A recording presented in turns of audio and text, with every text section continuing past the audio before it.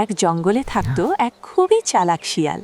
সে ভাবত বুদ্ধিতে তাকে কেউ হারাতে পারবে না। আর সেই জঙ্গলেই থাকত এক সাদাসিধে কিন্তু বুদ্ধিমান খরগোশ।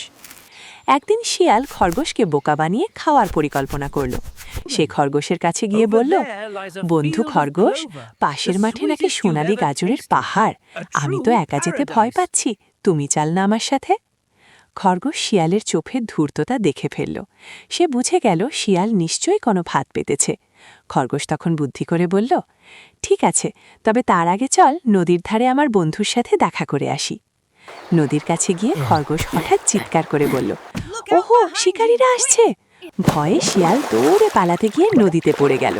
কোনো মতে উঠে এসে দেখল খরগোশ তো অনেক দূরে নিরাপদে দাঁড়িয়ে হাসছে। খরগোশ বলল, চালাকি শুধু শিয়ালের আকার নয়, খারাপ উদ্দেশ্য থাকলে বুদ্ধিও কাজে আসে না। লজ্জায় শিয়াল সেদিন জঙ্গল ছেড়ে পালিয়ে গেল। এই ধরনের নতুন নতুন মজার ভিডিও পেতে এখনই আমাদের ইউটিউব চ্যানেল সাবস্ক্রাইব করুন।